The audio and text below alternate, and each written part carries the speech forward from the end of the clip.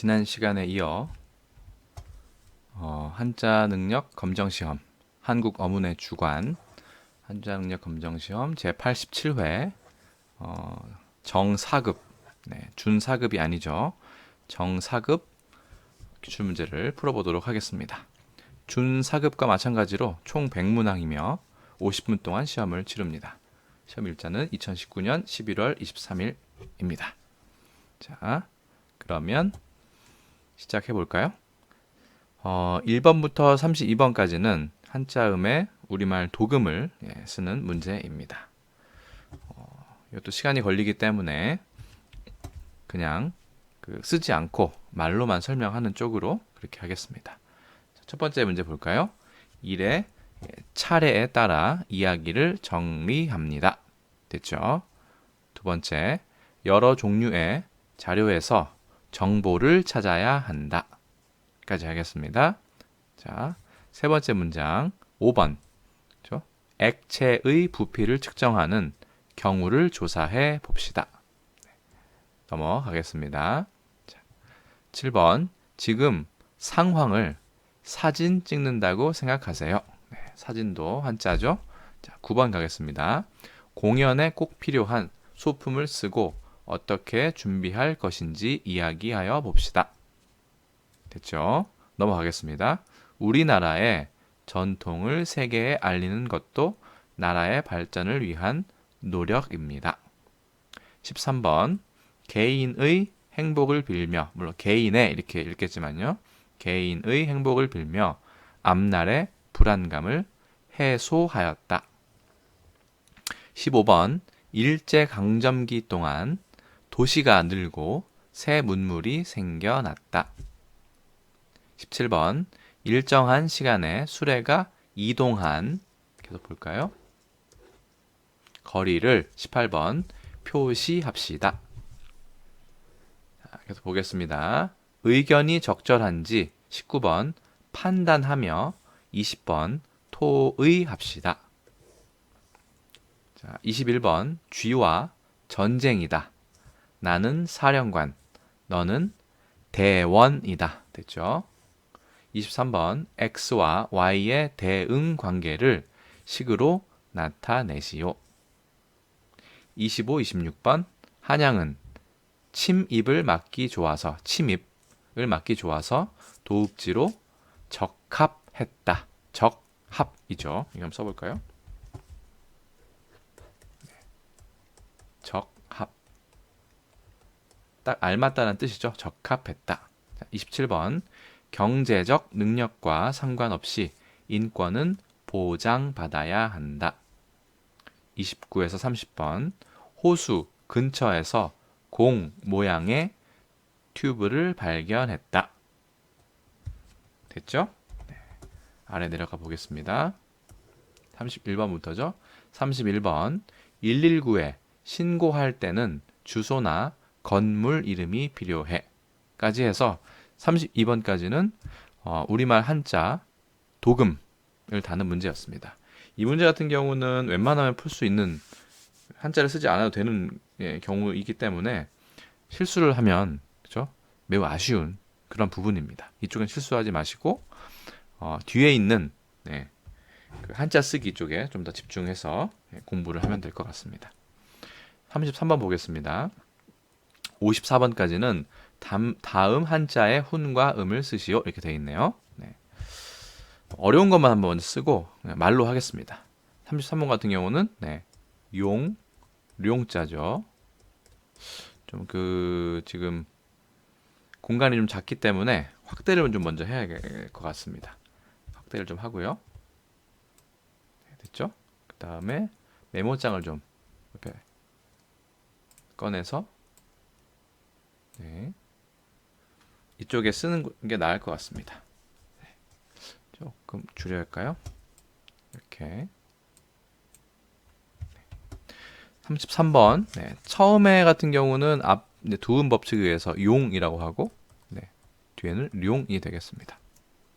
34번은 어지러울 란, 보통 란이라고 합니다. 난도 하지만 두음 법칙에 적용되지 않기 때문에 란이라고 하죠. 실제로 일본어로도 란이라고 하고 중국어로도 루안이라고 얘기하기 때문에 그 리을 받침에 가깝다고 보면 될 것 같습니다. 자, 35번 같은 경우는 그 울명자죠. 울명. 새 조자랑 비슷한데 입구자가 옆에 있죠. 36번 같은 경우는 뭐 모양의 뜻도 있지만 기본적으로는 코끼리입니다. 코끼리 상자. 됐죠? 37번 같은 경우는 칠공자입니다. 때리는 거죠. 공격할 때. 38번은 엎드릴 복자입니다. 엎드릴 복. 39번은 무슨 설자인가요? 혀. 사람의 입 안에 있는 혀 설자입니다. 40번은 불화. 그렇죠? 이거 연화발이라고 하는데 불화가 보이죠? 뜨거울 렬자입니다. 뜨거울 렬. 41번은요. 이게 좀 외우기가 좀 어려운데 그 그물에 있는 그물이나 어떤 그 매듭에 있는 그 매듭을 맺을 때 이렇게 중심이 되는 어떤 줄을 말합니다. 그래서 그 줄을 순 우리말로 별이라고 한다고 하는데 그 별이 기자입니다. 비슷한 말로 별이 강자도 있어요. 그래서 합쳐서 기강이라고 하기도 하죠. 이 별이라는 우리 순 우리말이 요즘엔 쓰이지 않기 때문에 잘 처음에 한자를 배울 때 별이가 도대체 무슨 뜻인가 궁금해했던 그런 경우가 생각이 납니다. 42번은요. 소나무 송자죠. 43번은 저기 새 조자가 보이죠? 닭 개자입니다. 43번 쓸까요? 43번은 리을 기역 닭 개 이렇게 얘기하죠. 44번이 조금 이런 게 좀 까다로운데 아저씨의 뜻이지만 특히 그 한국 어문어에서는 아제비라는 말 씁니다. 아제비. 도금은 숙입니다. 숙부 이런 거 할 때요. 아제비 숙. 아빠보단 조금 나이가 어린 그런 뜻으로 알고 있습니다. 그럼 한번 계속 볼까요? 이번에는 오른쪽으로 해야겠네요. 자, 계속해서 보겠습니다. 오른쪽으로 해서 한번 보겠습니다. 45번 같은 경우는 45번 납연자죠. 영어로 L-E-A-D, lead라고 합니다. lead가 아니라 lead. 그 납연자입니다. 납. 그렇죠? 이 성분은 사람 인체에 별로 좋지 않다고 알려져 있죠. 납입니다. 자, 연필할 때도 씁니다만 지금은 연필에 그 납 성분이 있는 건 아니죠. 예전에 아마 납 성분이 있었던 것으로 추정이 됩니다. 46번 같은 경우는 유학 그렇죠? 할 때 쓰는 거고요. 성리학 같은 거 할 때 정확히는 선비유자입니다. 유자죠. 47번 같은 경우도 그냥 털이라고 해도 당연히 그렇죠? 말이 되지만 터럭이라고 얘기합니다. 터럭 발자고요. 한자가 좀 복잡하게 생겼죠. 한번 써보겠습니다. 셋, 넷, 섯, 여섯, 일곱, 둘, 셋, 넷, 넷 하고 이렇게 해도 되고요. 아래쪽을 이렇게 하는 경우도 있습니다. 물론 이쪽이 조금 더 정자체에 가깝겠죠. 터럭 발자입니다. 모발, 이발 이런 거 할 때요. 자, 그 다음에 48번은 무언가요? 48번은 외로울 고자죠. 외로울 고. 이건 그냥 쓰겠습니다. 외로울 고. 49번에는 이거는 구르다 이런 것도 되고 그 다음에 돌다 이런 것도 되지만 그 어문에서는 구를 전자로 되어 있습니다. 49번으로 할까요? 49번 구를 전 전환 그렇죠? 전복 이런 거 할 때 쓰죠. 구르다의 뜻입니다. 50번은 무리 군자죠. 무리 그러니까 한 무리 때 이런 뜻입니다. 모여 있는 것들. 51번 같은 경우는 일단 정자는 정자인데 훈이 조금 두 가지가 있습니다. 하나는 그 농기구인 고무래와 닮았다고 해서 고무래. 고물의 정자라고도 하고요. 그 장정이다, 뭐 사람, 사내들, 예, 그를 뜻해서 사내를 뜻하는 장정정으로 말하기도 합니다. 장정이 사실은 한 몫을 하는 세금을 내는 사내를 말하거든요. 그래서 고물의 정, 장정정 이 두 개가 다 된다는 거 알아두시면 될 것 같고 52번은 실사죠. 네. 그래서 이거 같은 경우는 중국이나 일본에서는 한 글자만, 그 중에 하나만 써서 실사로 얘기하고도 하는 경우도 많습니다. 53번은 그 영어의 bell에 해당하는 종이죠. 종. 땡땡 치는 종. 근데 종도 한자어이기 때문에 우리말로 어떻게 했습니까? 쇠북. 이거 쇠북. 쇠로 된 북이죠. 쇠북 종자. 됐죠? 자, 이거 같은 경우는 뼈. 골자입니다. 영어로 bone이라고 하죠. 네. 재미있는 거는 이게 이제 중국에 가서는 지금 간체자에서는 이게 쓰기가 쉽지 않거든요, 이렇게.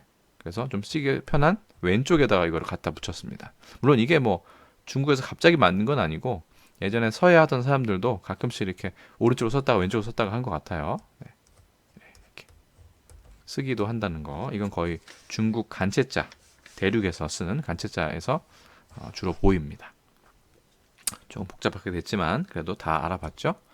개인적으로 이렇게 훈, 쓰는 게 전 가장 까다로운 문제인 것 같아요. 하지만 또 이 문제만큼 까다롭진 않죠. 장단음 문제입니다. 보통은 이제 장음을 물어보는데 일단은 보겠습니다. 이거는 사실은 일정한 법칙을 아직까지 발견하지 못해서 그냥 외우는 수밖에 없는 것으로 이렇게 학습자들도 좀 생각하고 있는데 제가 봤을 때 일단 확실한 거는 중국어를 만약에 안다면 일성 같은 경우는 장음이 아닌 경우가 많습니다. 중국에 사성조가 있죠. 그중에 일성은 장음이 아닌 경우가 많기 때문에 일단은 답을 하자면 52번은 1번이 되고 그렇죠?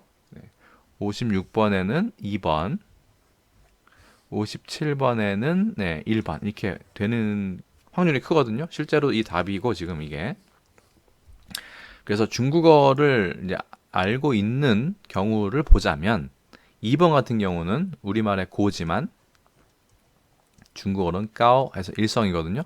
그래서 일성인 경우는 장음이 아닌 경우가 많기 때문에 제외할 수가 있습니다. 첫 소리를 말하는 거죠. 이거 첫 소리. 그 다음에 얘도 공교롭게 일성이네요. 찌양 이렇게 돼서 찌양 일성이기 때문에 일단 제외할 수 있는 겁니다. 이거는 장음이 아니라 단음일 가능성이 크죠. 그러니까 일성은 장음이 아니라 단음인 경우가 많더라고요. 근데 지금 현대 중국어에서는 오히려 일성은 조금 길게 끄는 경향이 있는데 참 이 장단음은 개인적으로는 별로 마음에 들지 않습니다. 현대 국어에서 장단음을 맞추어서 언어 생활을 한다고 하면 모르겠는데 이미 뭐 유명무실하죠. 장단음의 경우는 그렇게 생각합니다. 눈과 눈 어떤 것이 사람의 눈이고 어떤 것이 하늘에서 내린 눈인지 이미 그 구별이 매우 모호해졌기 때문에 그렇죠? 국어학자들은 알 수 있겠죠. 아니면 이거를 상당히 중시하는 사람들은 잘 지켜 쓰겠지만 일반인들은 그렇죠? 보통 대부분의 사람들은 장단음 같은 경우는 우리나라에서 이미 사라졌다고 생각할 겁니다. 그렇죠? 자, 그래서 조금 안타까운 면이 있습니다. 이 57번 같은 경우에도 이 변개 전자는 뭐 띠엔이지만 2번 같은 경우가 쭈안 이렇게 돼서 오로지 전자가 쭈안 일성이기 때문에 얘도 단음일 가능성이 크죠. 그래서 얘를 또 제외하면 이렇게 어떻게든 맞출 수 있습니다. 그래서 중국어 하는 경우가 중국어를 할 줄 아는 경우가 조금 더 장단음에는 유리하다고 생각하지만 이것도 사실은 100%의 그 뭐라 그러죠? 법칙은 아니어서 좀 조심스러운 면은 있습니다. 개인적으로는 열심히 외워서 맞추면 좋지만 못 맞춰도 어쩔 수 없다. 이렇게 개인적으로 그렇게 생각하고 있습니다. 자, 너무 무책임했나요? 자, 그만큼 어렵습니다. 장단음 문제는. 왜 이걸 아직까지 이렇게 집착하는지 저는 잘 모르겠어요. 네, 잠시만요. 네, 지금 잠깐 에러가 오류가 있어서 다시 시작하고 있습니다. 자, 58에서 60번은 밑줄 친 한자와 뜻이 반대 또는 대립되는 한자를 괄호 속에 적어서 문장을 완성하시오 이렇게 돼 있어요. 네. 옳은지 그른지 그렇지 아닌지를 물었다라고 했기 때문에 급수에 맞게는 가부가 될 것 같습니다만 가부 말고 또 있죠. 여부라는 것도 있는데 이건 혹시 답이 안 되는지는 잘 모르겠습니다. 모범 답안에는 나와 있지 않습니다만 저는 이것도 가능할 것 같은데 여부를 물을 수 있죠. 그러하냐 아니면 그렇지 않느냐. 그렇죠. 아니 불자랑 비슷하게 생겼죠. 일단 정답은 가부로 되어 있습니다. 그리고 가부가 조금 더 가부를 묻는다고 하죠 보통. 그러한지 아니한지. 그래서 저는 둘 다 될 것 같은데 일단 모범 답안은 오를 가짜로 되어 있습니다. 59번 음이죠. 그늘 음자 그러면 음과 양이니까 이렇게 음양이 조화롭다라고 쓰면 될 것 같습니다. 재밌는 건 참고로 그 중국에서는 이 음양 같은 경우는 획수가 좀 많은 편이죠. 그래서 음 같은 경우는 이 좌부방도 그냥 한 번에 씁니다. 이렇게 한 번에 둘 이렇게 음은 달월로 그렇죠? 그 다음에 양은 해 일만 해가지고 음양이라고 하고 참고로 이 음양이란 표현은 영어로도 인양입니다. 중국어 발음을 그대로 따온 경우라고 할 수 있어요. 그래서 59번에는 볕 양자를 쓰면 되고 60번에는 무슨 부를 갈랐다. 승부겠죠. 이길 승자 써보겠습니다. 이렇게 쓰면 되겠죠. 이길 승, 그렇죠? 뭐 짐질 부자인데 패할 패자도 되죠. 승부. 패할 패자 승패가 아니라 승부. 제가 잘못 얘기했네요. 패는 좀 다르죠. 패는 이렇게 쓰고 뭐 비슷한 뜻이지만 승부를 갈랐다. 정정하겠습니다. 자, 넘어가죠. 다음 괄호 안에 알맞은 한자를 적어 사자성어를 완성하시오. 우리 언감생심이 있는데 감불생심은 또 잘 듣지 못하죠. 마음 심자 그래도 다행히 쉬운 글자 쓰면 됩니다. 언감생심할 때는 어찌 언자를 이렇게 쓰죠. 언감생심은 어찌 그런 마음이 생기겠는가, 마음을 품을 수 있겠는가라는 반어법이고 감불생심은 그런 반어법이 아니라 그냥 부정문이죠. 감히 그런 마음이 들지 않는다, 생길 수 없다, 뭐 이런 뜻으로 하면 될 것 같습니다. 어쨌든 지금 답은 마음 심자가 됩니다. 회자 정리. 만남이 있으면 반드시 그죠? 그게 정해져 있다. 그런 운명이다. 그래서 정할 정자를 씁니다. 회자 정리. 주마간산 쉬우니까 그죠? 달리는 말 위에서 산을 본다. 수박 겉핥기 뭐 이런 뜻이죠. 64번 달걀로 돌을 침. 뭐뭐로써니까 써 이자죠. 그죠? 이란 격석. 그죠? 그러면 써 이자 쓰면 보세요. 총 5획입니다. 하나, 둘, 셋, 넷, 다섯 이렇게 5획입니다. 자, 참고로 중국과 일본에서는 이거를 4획으로 씁니다. 하나 이렇게요. 특히 중국에서는 둘, 셋, 넷. 이제 중국어 학습자들은 주의를 하면 될 것 같고요. 넘어가겠습니다. 이쪽 옆 페이지네요. 하나 더 남았네요. 65번. 유유상종. 서로 상자 쓰면 되겠습니다. 끼리끼리 모인다. 그 다음 볼까요? 다음 한자에 부수를 쓰세요. 잘 안 보이시겠지만 이 66번은 거물 흑자입니다. 참고로 거물 흑자의 부수는 자기 글자 자신입니다. 제부수입니다. 이렇게 쓰죠. 참고로 일본에서만큼은, 중국은 그렇지 않습니다만 이거를 마을 리자처럼 약간 이렇게 쓰는 게 일본 약자입니다. 참고만 하시면 될 것 같고요. 터 기자죠. 예. 터니까 가장 중요한 게 뭡니까? 흙이죠. 흙도자가 부수가 됩니다. 아래 거는 해세자인데 밑으로 내려가 보죠. 해세자의 부수는 그칠 지자가 됩니다. 이것도 마찬가지로 장단음보단 심하지 않지만 그래도 부수는 따로따로 외워야 한다는 좀 불편함이 있습니다. 그래서 개인적으로는 부수, 그 다음에 장단음, 특히 장단음, 그리고 획순 이 세 개의 문제는 출제하지 않아도 좋지 않을까라는 개인적으로 그런 생각을 가지고 있습니다. 시대에 뒤떨어졌다는 느낌이 좀 있어요. 69에서 71번 한자와 뜻이 같거나 비슷한 그죠? 네, 유의 한자를 보면 될 것 같습니다. 거대한 뿌리를 이루었다. 클거 클대 그죠? 이건 규범이라고 처음에 생각했는데 저는 법규 그죠? 범자로 생각했는데 이게 아니라 전범을 했어요.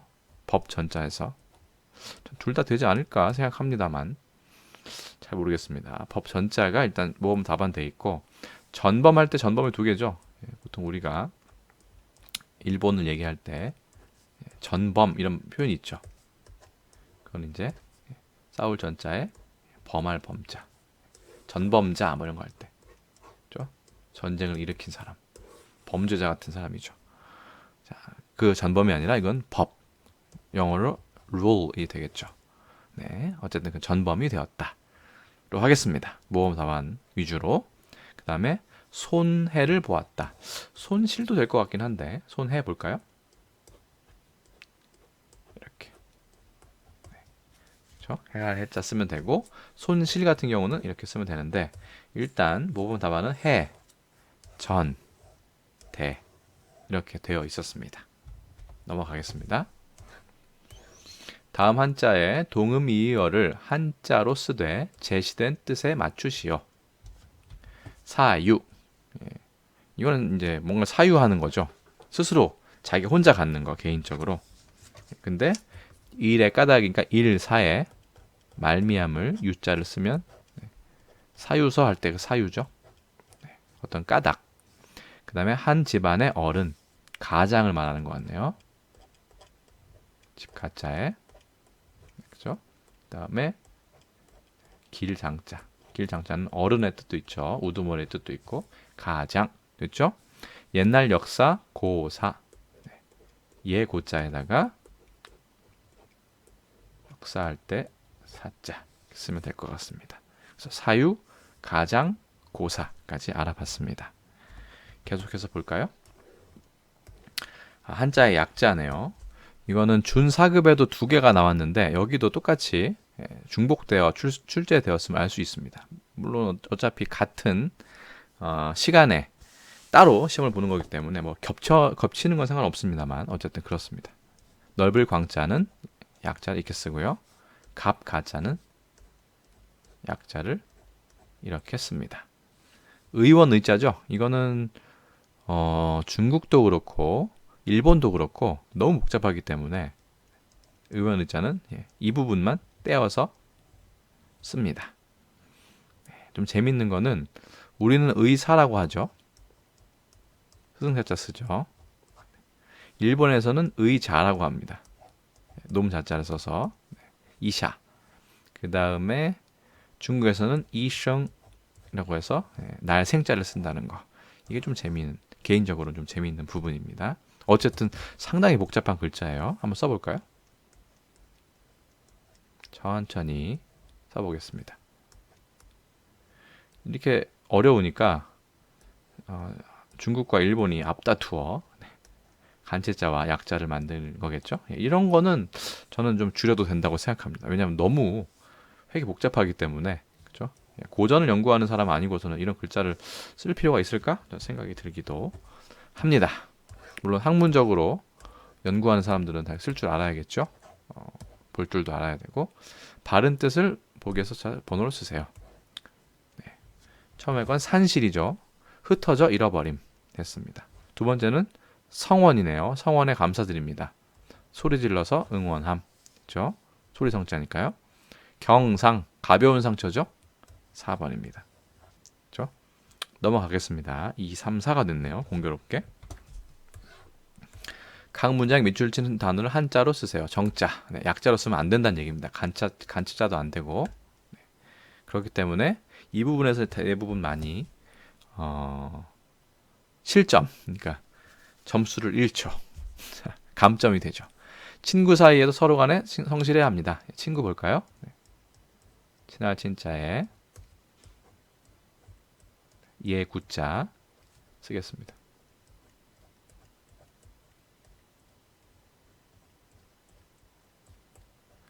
쓸 수 있을까요? 이렇게 하나씩? 그렇죠? 예. 그냥 옆에 쓰겠습니다. 지구에는 70억. 예. 지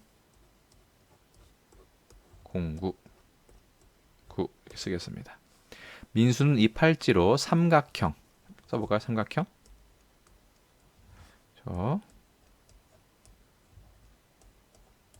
잘 보일지 모르겠습니다.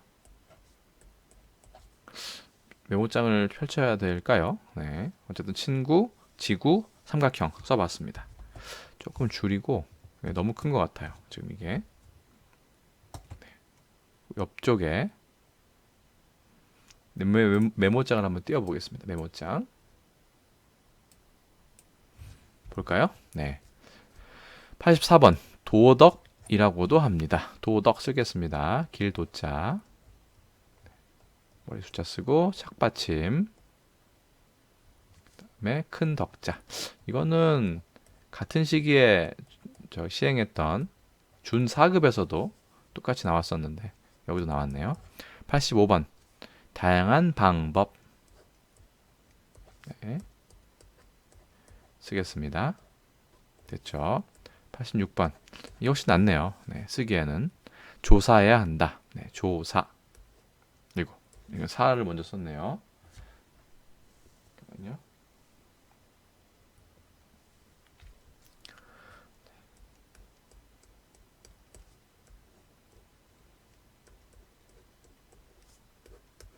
사자 같은 경우는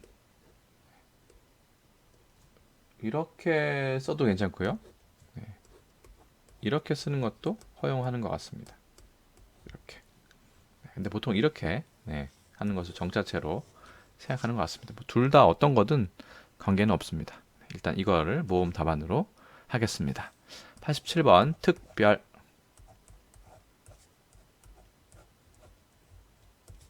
특별 이렇게 되죠. 중국어 학습자 같은 경우는 이 달을 별자가 밑에가 힘력자가 되어 있죠. 이런 거는 이제 중국어 학습자들은 참고할 만합니다. 넘어가겠습니다. 그렇죠. 거의 100번까지 계속 이런 유형입니다. 볼까요? 옆으로 옮기고 하나씩 적겠습니다. 원기둥의 두 면 서로 평행. 88번 볼까요? 88번에 평행 100번까지 이렇게 지금 문제가 계속 이어집니다. 89번 볼까요? 사용이네요. 단위를 사용했다. 불일 사자에 쓸 용자. 됐죠? 충분히 크게 보일 것 같습니다. 90번 볼까요? 의견. 의견. 뜻의자에 볼 견자. 천천히 쓰겠습니다. 한 획이라도 틀리면 감점이 되기 때문에 조심해야 됩니다. 의견을 발표. 발자가 좀 필 발자가 좀 어렵죠? 그 다음에 겉표자. 네, 됐습니다. 92번 가겠습니다. 92번은 변화. 변화도 그렇죠? 변할 변자도 만만치 않습니다. 참고로 변화할 때 화 하겠습니다. 참고로 변할 변자 같은 경우는 한중일 삼국이 다 다른데요. 예를 들어 일본에서는 이렇게 해서 여기까지 포함해서 이렇게 쓰고요. hen이라고 읽죠. 중국에서는 삐침도 없습니다. 이렇게 해서 그냥 또 우자만 이렇게. 그래서 비엔이라고 합니다. 그래서 변, 헨, 비엔. 한중일 삼국이 다 다른 것을 알 수 있습니다. 나중에 그 외국어 공부하시는 분들은 참고하시길 바랍니다. 네, 변화. 자, 93번 좀 지저분하지만 계속 쓸게요. 93번 결과. 매질 결자에 실과 과자 쓰겠습니다. 자, 94번 네, 풍속계. 풍속계. 바람 풍자 쓰고 빠를 속자 쓰고요. 무조건 써봐야 됩니다. 눈으로 한자를 공부하면 늘지 않습니다. 그렇죠? 자, 이렇게 풍속계 썼죠? 그러면 다시 지우고 넘어가겠습니다. 95번부터 100번까지 한번 볼까요? 이 정도면 될 것 같습니다. 그러면 볼까요? 네, 이제 5문제 남았습니다. 95번 성격. 상품 성자에 격식 격자 됐죠? 96번 자리 공간에 여유가 많으니까 좀 크게 쓰겠습니다. 작품 지을 작자에 물건 품자. 97번 네, 귀족 네, 귀족. 98번 네, 한반도 좀 기네요. 나라 이름 한자에 우리 대한민국 할 때 한자죠. 그 다음에 절반 반자에 섬 도자 한반도 됐죠? 네. 좀 칸이 좀 모자른데요. 99번 재산 네, 그렇죠? 그 다음에 산 됐죠? 마지막 100 중요 죽자에 요기날 요자 쓰면 될 것 같습니다. 이렇게 해서 이제 마지막 문제는 거의 그 또 준사급과는 달리 사급은 그 도금에 맞는 한자를 정확하게 적는 부분이 있기 때문에 이 부분을 많이 틀리면 감점이 좀 심한 것으로 그렇게 알고 있습니다. 어쨌든 오늘은 그래서 4급에 대해서 풀어봤네요. 자, 제87회 4급 기출문제를 풀어보았습니다. 다음에는 또 준 3급 문제로 다시 인사를 드리겠습니다. 오늘 고생 많으셨습니다. 마치겠습니다.